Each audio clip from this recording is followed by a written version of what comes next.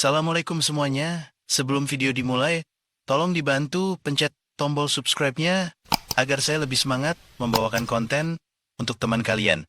Ngopi, dan jika sudah, mari kita mulai ceritanya. Matahari menggantung rendah di Cakrawala, menyinari jalan tol dengan warna emas pucat yang tampak seperti peringatan alam semesta bahwa sesuatu yang besar akan terjadi. Langit tampak tenang, terlalu tenang, seperti diam-diam sedang menyaksikan dari atas bagaimana sepotong skenario kelam sedang disusun di atas tanah. Asap tipis dari knalpot truk-truk besar membubung perlahan, mengaburkan sebagian pemandangan di kejauhan. Angin hanya berhembus pelan, seolah enggan ikut campur dalam kekacauan yang akan segera terjadi. Di kilometer 243 jalan tol Trans Jawa, dua mobil patroli bersiaga dalam diam. Lampu-lampu biru yang terpasang di atap kendaraan menyala perlahan, menciptakan pantulan samar di badan mobil berwarna putih dan biru. Para petugas bersenjata lengkap berdiri tegap di balik palang baja, menatap lurus ke depan. Mereka tidak berbicara. Mereka tahu bahwa hari ini bukan hari biasa. Hari ini adalah kulminasi dari penyelidikan panjang dan melelahkan yang dimulai dari laporan samar seorang korban selamat, berlanjut dengan pelacakan digital, dan diakhiri dengan pengintaian yang tak mengenal waktu. Truk kontainer yang mereka tunggu adalah salah satu dari banyak kendaraan besar yang melintasi jalan ini setiap harinya. Tidak ada yang mencurigakan dari luar.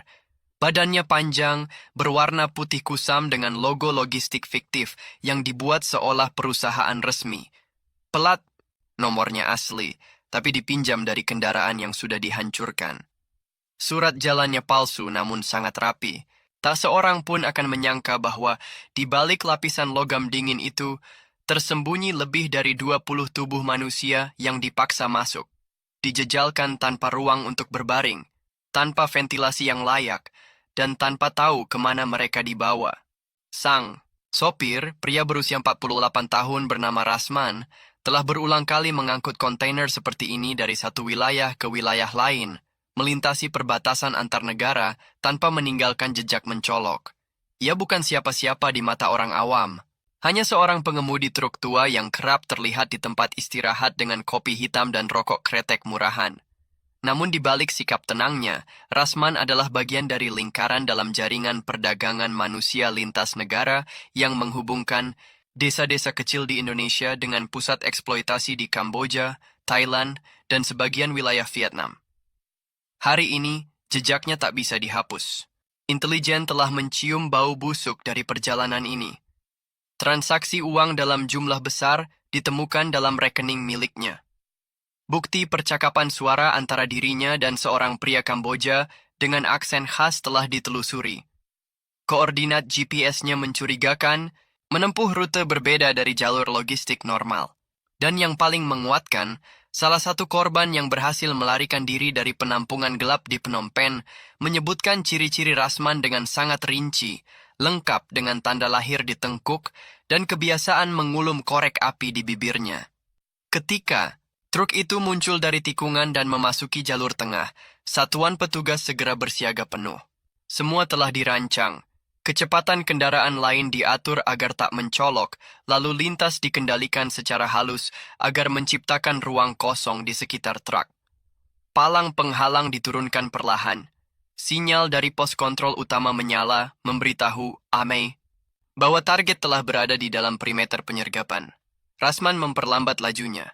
Ia melihat petugas dari kejauhan, lalu meraih rokoknya. Ia menggigit batang kosong itu tanpa menyalakannya, kebiasaan yang membantunya menenangkan saraf. Ia sudah pernah menghadapi razia. Ia tahu caranya terlihat tenang. Ia menarik napas pelan, menyentuh surat jalan yang terlipat rapi di dalam laci. Ia percaya diri. Surat itu telah disiapkan dengan nama pengirim fiktif dan barang dagangan palsu berupa peralatan konstruksi. Ia tidak tahu bahwa semua lapisan tipuan itu sudah terbongkar. Truk diarahkan ke sisi kanan bahu jalan. Rasman mematuhi tanpa banyak ekspresi. Kamera dari drone di udara merekam semuanya dari atas. Saat mesin dimatikan, suara-suara kecil dari dalam kontainer masih tersamar. Para korban tidak bergerak. Mereka dilatih untuk diam. atau lebih tepatnya, dipaksa diam. Beberapa dari mereka telah dikurung selama lebih dari 10 jam. Udara dalam kontainer terasa berat, seperti beban yang menggantung di dada. Bau keringat, urin, dan ketakutan bercampur menjadi satu. Ketika pintu kontainer dibuka, semua menjadi nyata. Petugas langsung menutup hidung, bukan karena jijik, tapi karena tidak tahan dengan udara yang terlalu padat. Di dalamnya, 23 orang meringkuk. Mata mereka merah, kulit mereka pucat, sebagian dari mereka gemetar tanpa alasan. Nakis ada suara teriaran, ada yang menangis, hanya tatapan kosong yang menusuk. Sebagian dari mereka adalah perempuan muda, tampak seperti remaja. Yang lain lelaki, beberapa dari mereka bahkan belum cukup umur untuk menyetir sepeda motor. Mereka adalah warga desa yang dijanjikan pekerjaan. Mereka adalah korban harapan palsu, korban mimpi yang ditukar dengan neraka. Satu persatu diturunkan. Para medis segera memeriksa kondisi mereka. Ada yang dehidrasi parah, ada yang mengalami syok mental, ada yang pingsan begitu keluar dari kegelapan. Silau cahaya matahari membuat mata mereka seperti terbakar. Semua langsung dilarikan ke rumah sakit rujukan. Nama-nama mereka belum diketahui. Mereka tak membawa dokumen. Mereka tak ingat dengan jelas di mana mereka ditangkap. Mereka hanya tahu satu hal, mereka sedang dijual, dikirim ke negeri asing, diperbudak, dipaksa melayani, dipaksa diam. Rasman hanya duduk di trotoar dengan tangan di borgol. Kepalanya menunduk. Tak ada pembelaan, tak ada perlawanan. Wajahnya datar, seperti sudah tahu bahwa semuanya akan berakhir. Di dalam dompetnya hanya ada kartu identitas palsu dan secarik catatan yang berisi nomor telepon asing. Namun lebih dari itu, polisi telah memiliki bukti kuat. Komunikasi digital, rekening bayangan, hingga rekaman transaksi dengan agen perekrut dari wilayah pedalaman Sumatera. Di pos kontrol utama, laporan dibuat, truk disita, kontainer diamankan sebagai barang bukti. Kasus ini akan dilimpahkan ke pusat.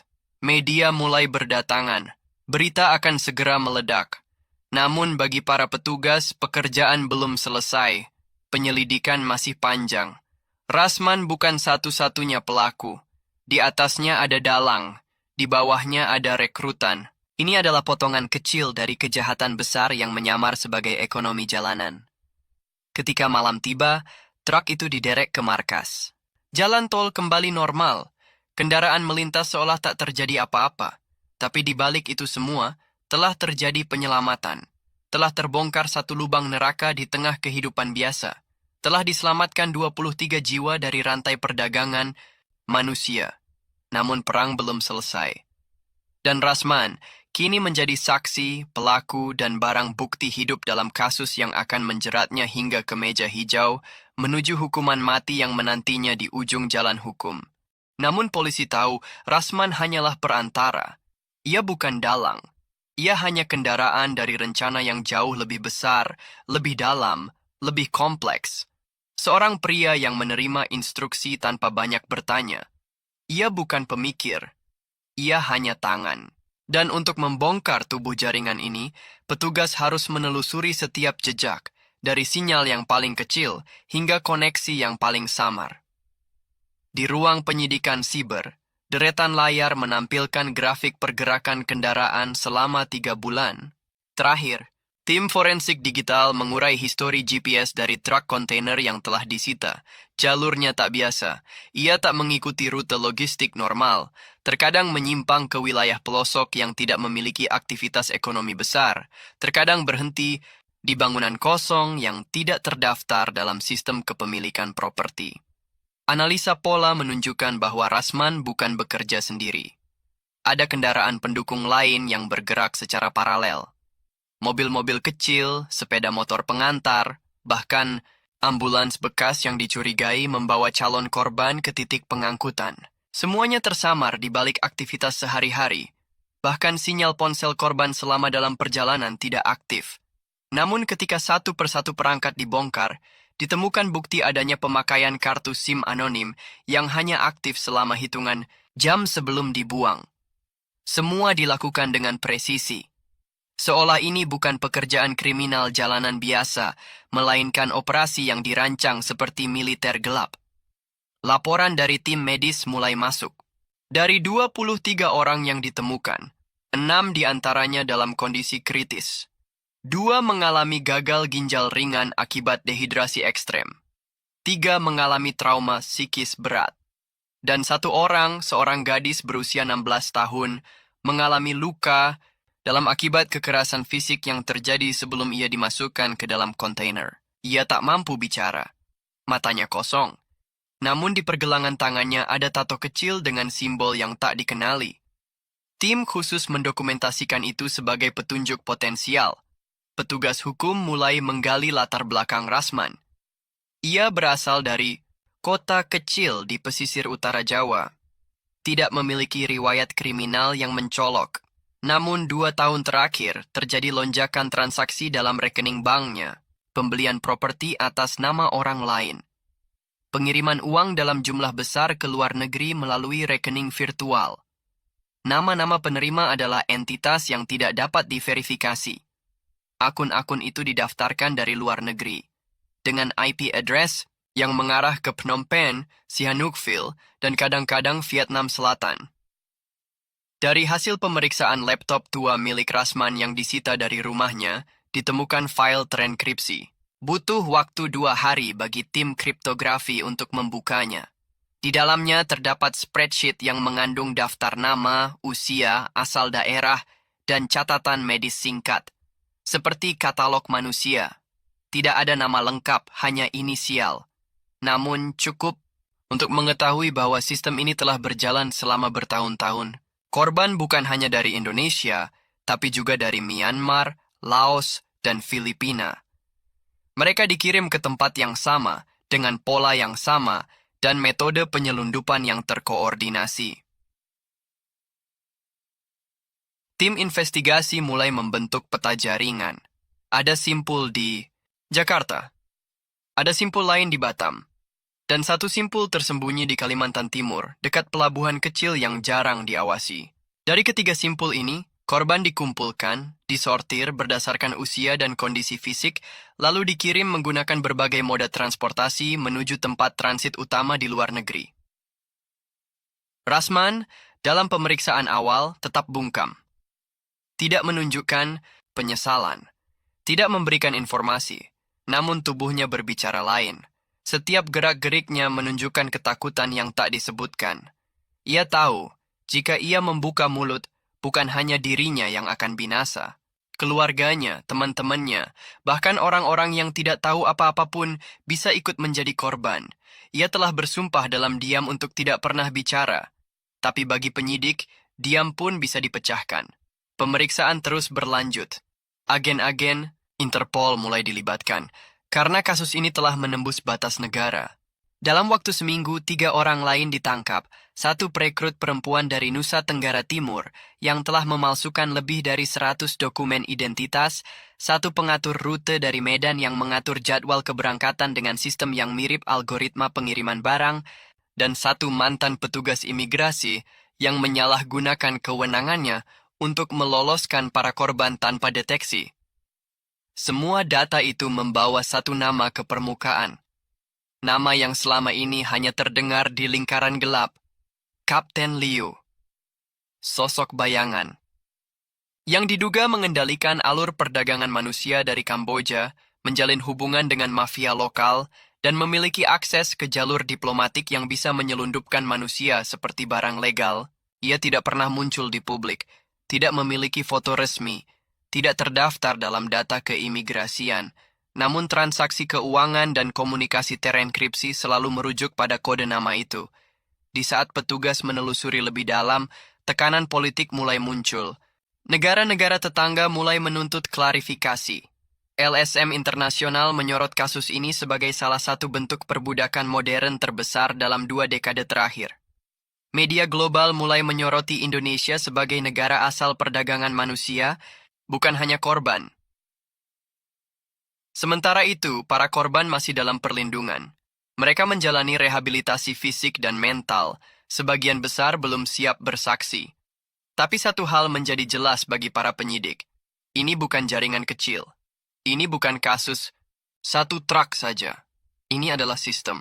Mesin bisnis gelap yang melibatkan ratusan manusia sebagai bahan dagangan dan puluhan pelaku yang tersebar seperti simpul tak terlihat. Dan Rasman kini menjadi titik tumpu. Satu langkah salah bisa menjatuhkan semua.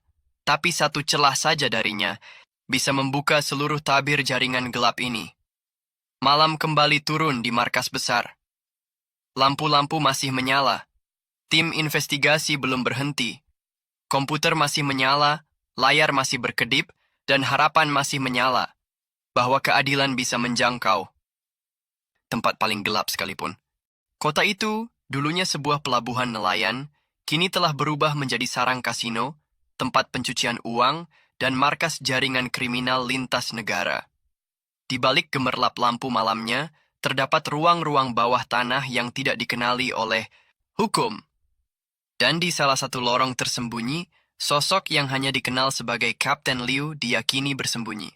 Ia bukan nama yang baru dalam catatan kejahatan transnasional, namun selama ini tetap lolos dari penangkapan berkat jaringan informan, pengamanan berlapis, dan loyalitas yang dibeli dengan uang kotor dan ancaman kematian. Dalam struktur perdagangan, manusia, Liu bukan hanya otak, ia adalah dewa. Orang-orang menyebutnya seperti mitos, legenda yang mengatur nasib orang hidup dan mati dengan satu isyarat tangan. Satuan Tugas Gabungan Indonesia dan Interpol mengutus 2 penyelidik senior ke Kamboja secara diam-diam. Tanpa atribut negara, tanpa pengawalan resmi, mereka menyamar sebagai peneliti logistik, bergerak dari Phnom Penh menuju Sihanoukville dengan kendaraan umum, menghindari deteksi. Mereka membawa data-data dari hasil interogasi Rasman, koordinat, transaksi keuangan, dan salinan rekaman satelit dari titik-titik penurunan manusia. Di antara dokumen-dokumen itu ada satu yang paling penting, peta gudang yang dicurigai sebagai titik penyimpanan manusia sebelum pengiriman akhir. Namun Sihanoukville bukan tempat yang bisa disentuh dengan logika hukum biasa. Petugas lokal, telah lama dikompromi. Polisi bisa menjadi pengantar pesan, jaksa bisa berubah menjadi penjaga gerbang, dan bahkan aparat imigrasi bisa menjadi perantara antara korban dan kapal kargo. Kota itu hidup dari uang haram. Mata-mata tersebar di tiap sudut bar. Kamera pemantau bukan milik negara, tapi milik Liu. Salah satu penyelidik, pria bernama Raka, tahu bahwa waktu mereka terbatas. Setiap hari yang berlalu bisa berarti puluhan korban baru yang lenyap dari radar. Dalam senyap, ia dan rekannya menyusup ke dalam kehidupan malam kota. Mereka mencatat wajah-wajah yang muncul berulang di lokasi berbeda, kendaraan yang selalu parkir di dekat dermaga, dan tempat-tempat di mana perempuan muda tampak keluar dengan langkah lunglai saat fajar menyingsing. Mereka mencatat, mereka menyusun, mereka menyatu dengan kegelapan. Dalam pengamatan hari kelima, Raka mencurigai sebuah rumah makan Cina tua yang selalu tutup sebelum malam. Namun dari atapnya, tampak bayangan bergerak saat tengah malam. Mereka memasang kamera mini dari jarak jauh dan menemukan bahwa bangunan itu bukan restoran, melainkan markas logistik. Dari situ, orang-orang dibawa dalam truk tertutup menuju dermaga. Di pelabuhan pribadi kecil yang tak terdaftar dalam dokumen, resmi kapal kecil menunggu, mesin menyala tanpa suara, lampu mati, layar GPS dinonaktifkan. Di tempat lain, sistem komunikasi Liu diendus. Ia tak menggunakan nomor biasa, tapi perangkat khusus yang hanya aktif di waktu tertentu, mengandalkan Wi-Fi terenkripsi yang dipantulkan melalui sistem relay lokal.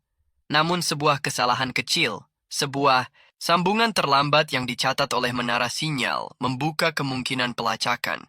Dari sana, lokasi Liu akhirnya terpetakan dalam radius kecil. Ia berada di sebuah kasino tua yang tidak lagi beroperasi sejak pandemi, tapi masih dijaga ketat oleh orang-orang bersenjata.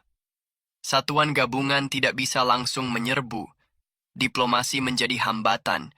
Intervensi resmi bisa menimbulkan ketegangan politik, tapi waktu tak bisa menunggu. Maka Raka memutuskan untuk melakukan sesuatu yang dilarang, menyusup sendiri. Malam itu, dengan jas kumal dan topi tua, Ia mendekati kasino dengan berpura-pura sebagai penjajah barang bekas. Kamera kecil di jaketnya merekam.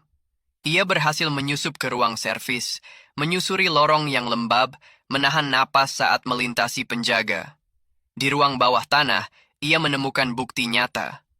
Rekaman CCTV lama yang menunjukkan proses pemindahan manusia dari satu ruangan ke truk-truk yang sama seperti yang digunakan Rasman. Beberapa wajah korban yang pernah diselamatkan di jalan tol Jakarta muncul dalam rekaman itu. Tapi yang paling mengejutkan bukan itu. Dalam satu rekaman, tampak Liu sendiri. Tak lagi sebagai bayangan. Wajahnya jelas. Tubuhnya kurus namun tegap. Usianya sekitar 50-an. Ia mengenakan setelan sederhana, duduk di depan meja dan memberi instruksi melalui headset. Wajah itu akhirnya terekam. Raka keluar malam itu tanpa jejak. Data berhasil dibawa ke pusat. Dalam 2 hari, Interpol mengeluarkan Red Notice resmi.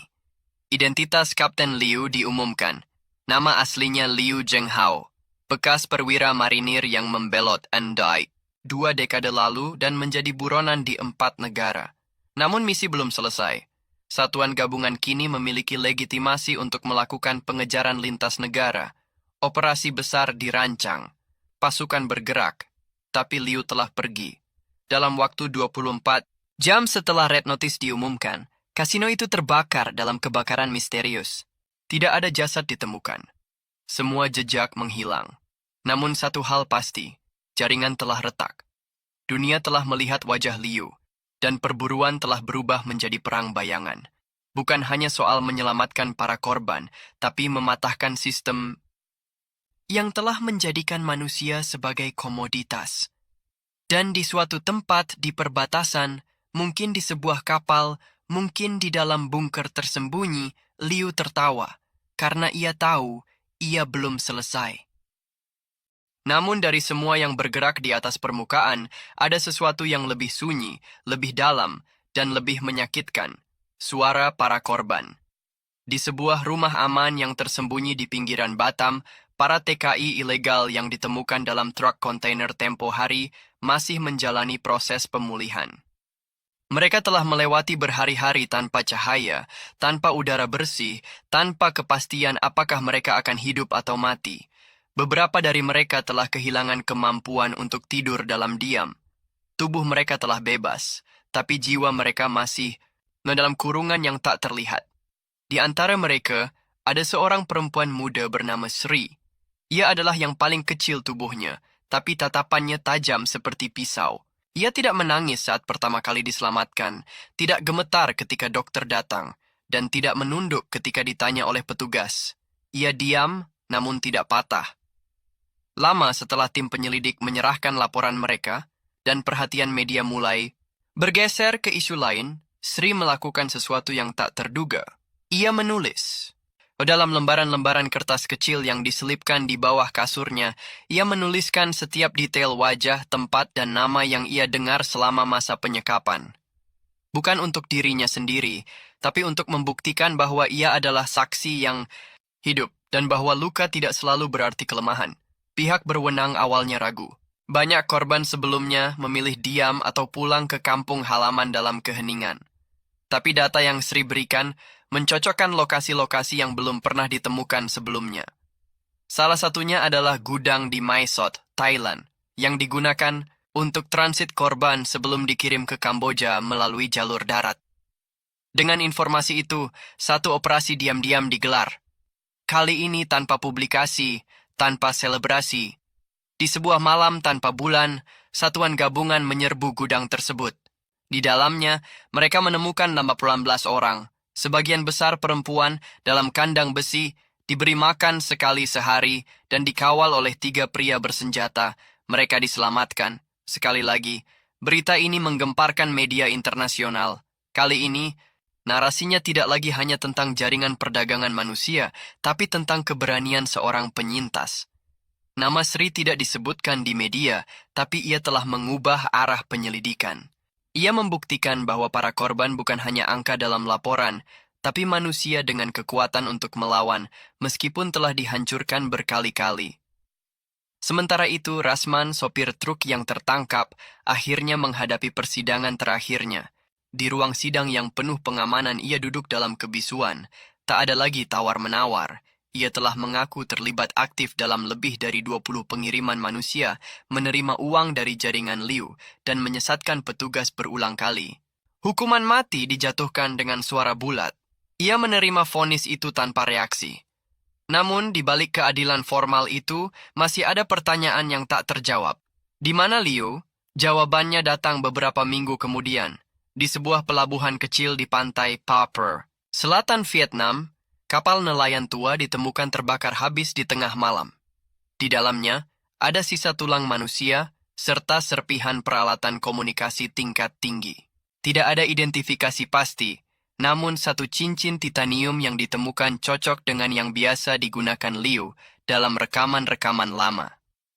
Banyak yang percaya bahwa Liu telah mengakhiri hidupnya sendiri demi menghindari penangkapan. Namun sebagian lainnya yakin bahwa itu hanya pengalihan, bahwa ia masih hidup, menyamar, dan menunggu waktu untuk membangun kembali kekuasaannya. Tapi dunia kini telah berubah. Pintu-pintu yang dulunya tertutup telah terbuka. Jalur penyelundupan yang dulunya bebas kini diawasi. Dan para korban yang dulunya diam, kini mulai bicara. Sri akhirnya dipindahkan ke rumah aman di luar negeri sebagai bagian dari program perlindungan saksi. Ia tak pernah lagi muncul di publik. Tapi dalam satu artikel investigasi independen, seorang jurnalis menuliskan bahwa ia kini bekerja membantu para migran yang baru tiba, mengajari mereka cara mengenali jaringan perekrut palsu dan mencatat semua cerita yang mereka bagi. Sebagai arsip kesaksian, sebagai pelajaran, dan sebagai bukti bahwa tragedi itu tidak akan dibiarkan terulang. Mata rantai Liu mungkin belum sepenuhnya putus, tapi satu simpul besar telah dihancurkan. Dan di antara jalan tol yang sunyi, di mana truk itu dulu dihentikan, kini ada papan kecil yang dipasang oleh relawan, tanpa nama, tanpa penjelasan. Hanya satu kalimat, disinilah kebebasan dimulai kembali.